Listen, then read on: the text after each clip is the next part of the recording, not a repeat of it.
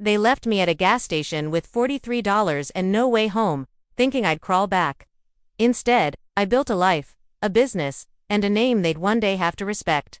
My name is Hazel Reynolds. I'm 28 years old, and my life changed forever during what was supposed to be a simple family vacation to Colorado. What my family thought would be a hilarious prank abandoning me at a gas station in Wyoming became the unexpected catalyst for my entire future. Let's see if she can make it back on her own. My brother Craig laughed as they drove away, but I never came back. Not for 16 years. Growing up in the Reynolds household meant growing up on the edge, emotionally. My parents, Barbara and Richard, believed that toughening up their children through jokes was a form of character building. That belief trickled down to my two older brothers, Brett and Craig, who perfected the art of humiliation disguised as humor. Someone always had to be the butt of the joke, and more often than not, that someone was me. Our family photo albums captured smiling faces and glittery balloons. But if you peeled back the corners of each image, you'd find moments soaked in dread and quiet embarrassment. My 10th birthday was spent sobbing in an empty room before everyone jumped out with balloons. They called it a surprise. I called it unnecessary pain. My middle school graduation. They pretended to forget, showing up late, with Starbucks cups in hand, laughing. Prom night. They gave my date the wrong address. They thought it was hilarious. Can't you take a joke, Hazel? They'd always say we're just having fun. Mom was more subtle, her cruelty packaged in sugary tones. That dress would look beautiful on you if you lost 15 pounds. Or, your face would be so pretty if you smiled. Miranda fixed your skin. Dad was the blunt instrument, loud laughs, louder pranks, and no apologies. Brett, the oldest at 32, was set to inherit Dad's insurance firm. Craig, 30, was their golden boy in marketing. I had just graduated with a degree in graphic design, and hoped to apply to agencies in Chicago. But my parents shut it down quickly. You can do your little art projects for the company, Mom said over my graduation dinner. Much more stable than trying to make it on your own. They paid for my apartment but reminded me often how temporary their support was. I was working part-time in a coffee shop, but nowhere near financially independent, so when they invited me on a week-long family trip to Colorado, I said yes more out of survival than desire. One last round of forced bonding, I thought. One last round of cruelty disguised as fun. We piled into the family SUV, and the tension was immediate. Craig jabbed first. Did you remember to pack a brain this time, Hazel? Brett chimed in. Remember when she forgot her swimsuit in Florida? Hilarious. Dad took a wrong turn and blamed my map reading skills. Brett hid my phone again. Craig stole my lunch while I napped. It was all predictable. Hurtful, but predictable. That night in a Nebraska motel, I heard them through the adjoining room. She's too sensitive, Mom said. The real world will eat her alive.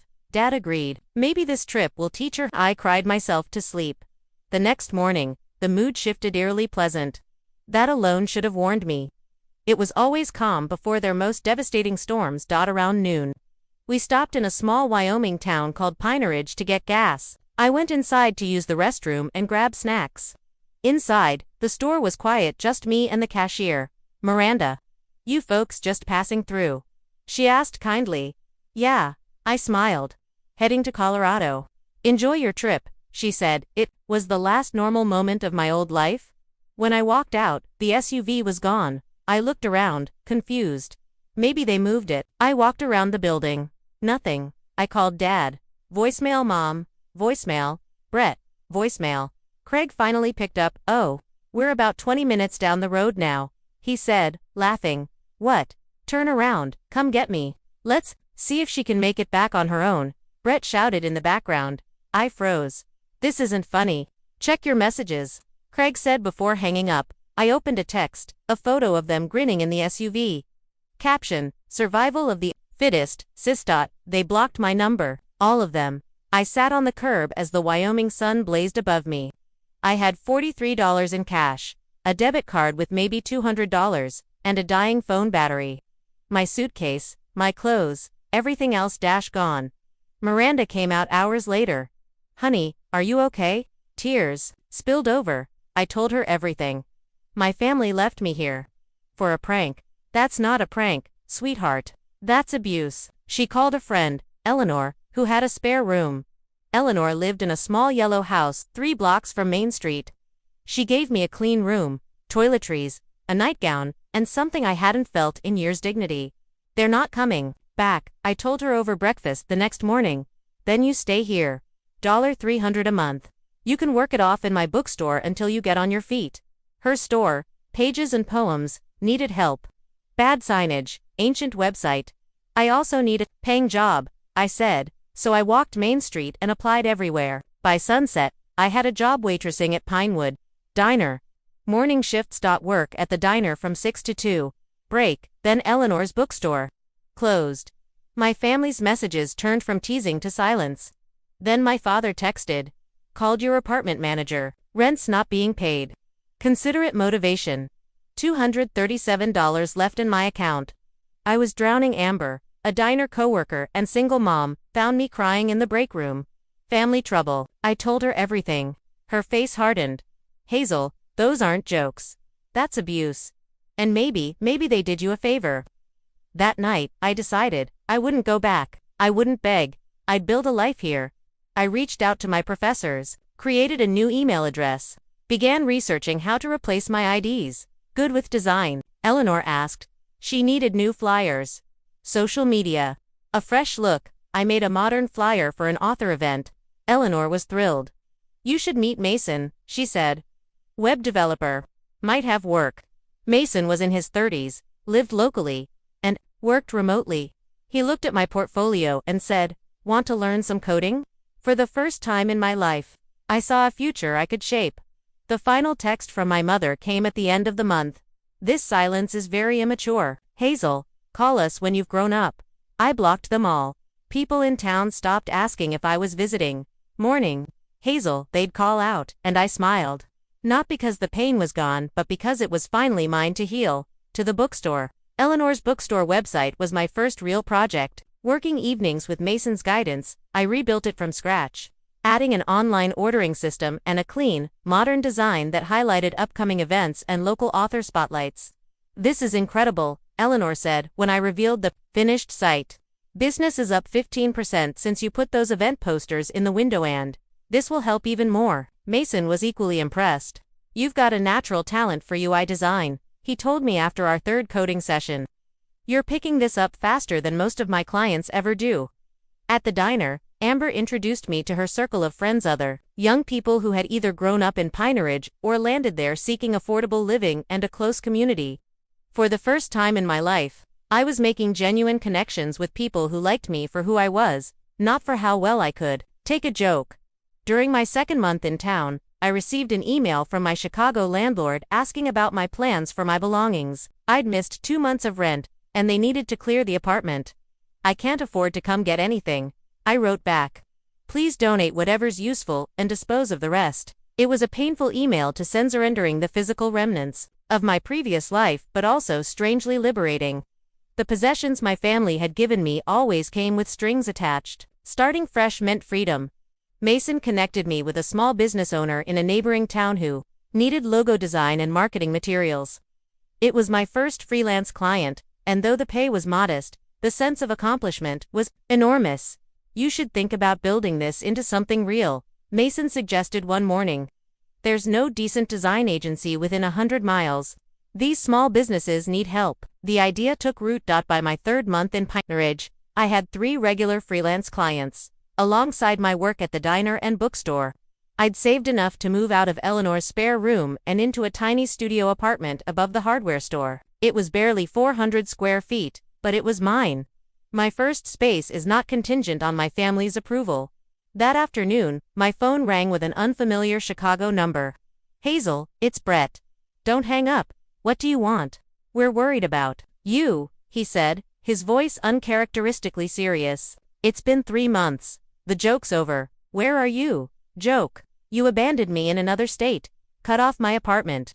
"That's not a joke. That's cruelty. Come on. We thought you'd find a way back within a week. When you didn't call, we figured you were being stubborn." "I'm not coming back, Brett. I've started over." "Don't be ridiculous. What are you doing for money? Where are you living?" "I have a job. Freelance clients. My apartment. I'm doing fine." A long pause. Mom and Dad want to talk to you. I don't want to talk to them or you. Don't call me again. I hung up and blocked the number. Over the next few months, they tried, reaching me through various means, emails, letters, even a note sent to the diner. I ignored them all. By the 6-month mark, I'd built enough of a client base to quit the diner and focus entirely on design work. Mason and I developed a business partnership. He handled the development, I did the design. It clicked. You should register a business name, Mason said one evening. Make this official. The next day I filed paperwork for New Horizon Design Studio. As my first year in Pine Ridge approached, I reflected on how much had changed. The stranded, terrified girl was now a business owner, with friends and a chosen family. 2 years later, I was in Denver for a client meeting when a familiar voice interrupted my focus. Hazel, is that you? It was Brett. He sat without asking. We've been looking for you for over a year. I wasn't lost, I said, closing my laptop. I chose to stay away. Come home. Dad wants to make amends. He's retiring next year. Make amends for what? Abandoning me? Humiliating me? You haven't changed. His smile slipped. You always were too sensitive. Criticism isn't the same as abandonment. I'm not coming back. He grabbed my wrist. If you don't come willingly, I'll tell people. What happened? That you ran away. That you're ignoring your dying father. He's dying. Not well. I shook my head. You're lying again. Goodbye, Brett. Back in Pine Ridge, I told Eleanor and my friends everything. Their support was unwavering. I wrote a final email to my family. I am safe and successful. I do not want reconciliation. Any attempt to contact me will result in legal action. This is not negotiable. 5 years after being abandoned, New Horizon employed 10 people. We worked with clients across 3 states, from our offices in a renovated historic building on Main Street. I was in a committed relationship with Sam, a community college professor. We had a home, a garden, a life. One day, a call came. Is this Hazel Reynolds of New Horizon Design? Yes, I'm Jennifer Atkins from Business West magazine. We'd like to feature you in a piece on successful rural entrepreneurs. The article was published 3 months later. It was a turning point, recognition that I had built something from the ashes. And then, the emails came. My mother, my father, my brothers. Subject lines: we need to talk. Saw your article. Please respond. I deleted them all without reading. Then came the calls. I thought that would be the end of it. I had blocked every number, filtered every email, and instructed my office manager not to accept personal calls from unfamiliar numbers. But I underestimated my mother's determination. One Tuesday afternoon, I returned from lunch to find Barbara Reynolds sitting in our reception area. She looked older but just as meticulously put together as I remembered. Mom, I said, stopping in the doorway. How did you find me? She stood, smoothing her expensive slacks. The magazine article had your business address. Her eyes swept over me, my tailored blazer, my confident posture, the subtle authority in my tone. You look well. I am well, I replied, voice neutral. Why are you here? Can we talk somewhere private? I considered refusing, but 5 years of healing had changed me. I wasn't afraid. I was curious. My office, I said, and led her past my employees, who had no idea who this woman was. Inside, Barbara took in the framed awards, the skyline view from the window, and the quiet elegance of success. This is impressive. The magazine didn't do it justice. Thank you, I said, still standing. But I doubt you came all this way to compliment my office. Her composure cracked slightly. We've been trying to find you for years. Your father even hired a private investigator after Brett saw you in Denver. But you'd covered your tracks well. I wasn't hiding, I corrected. I was living my life. There's a difference. We made a terrible mistake, she said, her voice breaking. What started as a stupid prank went too far. Then pride kept us from admitting it. By the time we realized how serious it was, you were gone. It wasn't just the abandonment, I said quietly. It was a lifetime of cruelty disguised as humor. Teaching me that love meant enduring humiliation. That someone in the family always had to be the target. Tears welled in her eyes. I know. I see that now. She reached for a tissue. Your father would never admit it, but when we saw that our confident and happy, it forced us to face what we'd done. Not just that day in Wyoming, but your whole life. What do you want from me, Mom? Forgiveness. A family reunion. Want a chance? She said simply. A chance to know the woman you've become. To be better than I was. I studied her. For once, I saw something real. Genuine regret. No manipulation. I can't give you what you want, I said. Too much has happened, but I can tell you that I'm happy here. I've built a good life. And that should be enough. Barbara nodded. Your brothers want to see you. Your father, too, though he'd never say it. I'm not ready. I may never be, and that has to be okay. She stood to leave, then paused. You were always the strongest of us, Hazel. It just took us losing you to realize it. After she left, I sat at my desk for a long time. There was no dramatic reconciliation, just the start of something honest - acknowledgement. That evening, I told Sam everything. How do you feel about it? He asked. Surprisingly peaceful, I said. For so long, I was defined by what they did to me. Today, I realize that the chapter is closed. I'm not the abandoned daughter anymore. I'm just Hazel. The next day, I sent my mother a brief email. No words. Just a photo me standing outside the office with my team. No invitation to visit. Just a glimpse of my life, it felt like. Enough. 16 years after being abandoned at that Wyoming gas station. I stood in my kitchen staring at a certified letter. The return address was a law firm in Chicago. With a deep breath, I opened it. Dear Miss Reynolds, we represent the estate of Richard and Barbara Reynolds. Reynolds Insurance Group has been sold. As per your parents' instructions, the proceeds are to be divided equally among their 3 children. I sat down at the counter, the letter trembling in my hands. Sam found me there 10 minutes later. What's wrong? My parents sold the family business. They're splitting the money equally. Brett, Craig, and me. He skimmed the letter, eyebrows rising. That's unexpected. I handed him another envelope. This one handwritten. A letter from my mother. I haven't opened it. Want me to leave you alone? No. Stay. I unfolded the stationery. Dear Hazel, by the time you receive this, the sale will be complete. Your father has finally retired. We're moving to Arizona. Before we go, we're hosting a family gathering. Brett and Craig will be there. Their families, too. I know you've kept your distance. I understand why. But things have changed. Your father insisted that you be included in the inheritance. In his way, he's trying to make amends. No pressure, just a chance to close old chapters before new ones begin. With love, Mom. She included the address, date, time, and her phone number. Are you going to go? Sam asked. I don't know. Part of me wants to see what 16 years have done to them. Another part says leave the past alone. We talked about it for days. What would you tell Lily and Emma if they asked why they've never met your parents? That sometimes families hurt each other in ways that can't be fixed. But people can change. Forgiveness is possible even without forgetting. In the end, I decided to go. Alone. One day. Hotel stay. No illusions. The house looked unchanged. A colonist in a Chicago suburb. My mother answered the door. Hazel, you came. I did. The gathering was small. Just my parents, brothers, and their families. Brett's kids ran in the yard. Craig's wife helped my mother with food. My father looked older. Diminished. Hazel, he said, voice gruff. Dad, I replied. As the day unfolded, awkwardness softened. Brett's children asked about Wyoming. Craig asked about my company. No one mentioned the abandonment, but it lingered. After dinner, my father asked to speak in his study. I'm not good at this, he said, but I owe you an apology. What we did, it was unforgivable. I studied him. Why did you do it? He hesitated. My father was cruel to me. He called it toughening me up. I thought that's what fathers did, what families did. But after you were gone, I saw how wrong it was. It wasn't a full answer. But it was honest. I built a good life, I told him.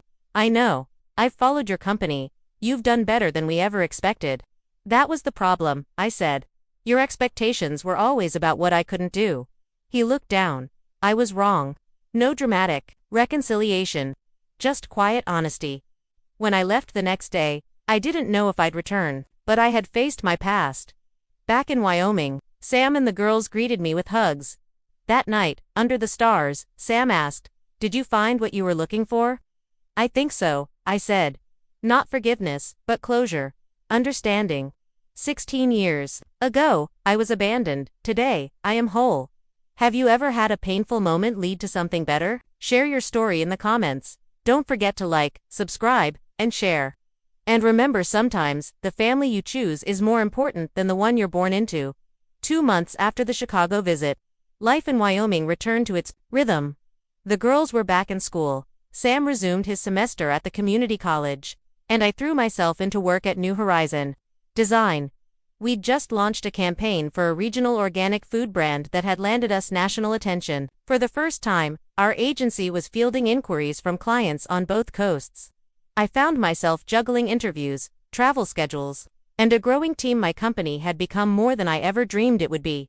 Yet, beneath all the forward motion, there was a sense of stillness inside me, a feeling of completion. The journey I'd begun that day at a gas station with no money and no plan had taken me from fear to survival to self-definition. I hadn't just built a business, I'd built a life. One crisp autumn morning, while walking through the town square on my way to the office, I ran into Miranda, the gas station clerk from all those years ago. "Hazel," she said, adjusting her glasses. "Is that you?"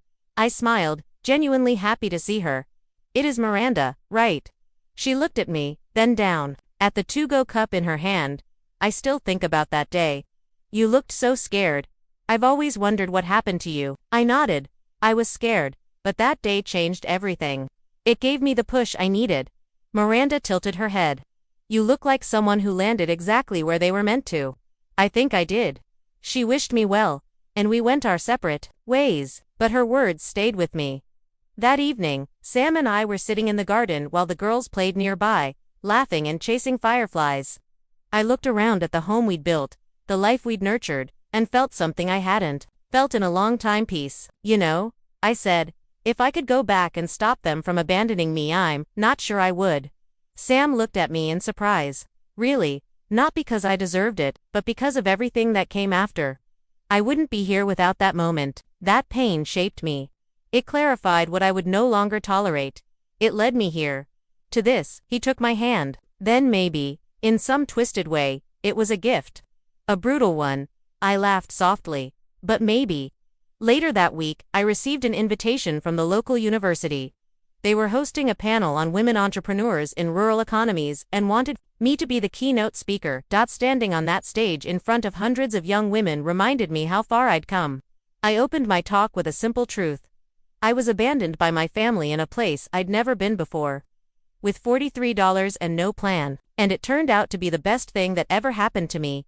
Gasps and laughter rippled through the audience. Because that moment stripped everything away: expectations, manipulation, fear. It forced me to find out who I was. And what I learned is that sometimes being left behind is the first step toward finding yourself. The standing ovation at the end didn't make me feel proud, it made me feel seen.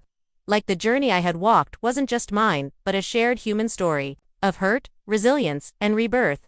When I returned home, Sam had made my favorite dinner. The girls had drawn a big poster that read, "We love our CEO Mama." It hung lopsided across the kitchen cabinets, but it brought tears to my eyes. That night, I wrote an op-ed for the local newspaper. Something I'd always meant to do. We talk about small towns as places people leave. But sometimes, they're where people are found. This town found me, gave me the space to heal, and I hope New Horizon continues to do the same for anyone who walks through our doors with a dream and a spark of belief in themselves. 5 years after that article was published, New Horizon had opened a second headquarters in Boise. Sam became Dean of Arts and Humanities at the college. Our daughters, now teenagers, were launching their design projects in the garage, and I received a package in the mail. A weathered box with a note from Craig. "Found this while cleaning out Dad's study. Thought it might belong to you?" Inside were childhood drawings. My first sketchbooks. A mix CD I'd made in high school labeled Hazel's Escape Plan.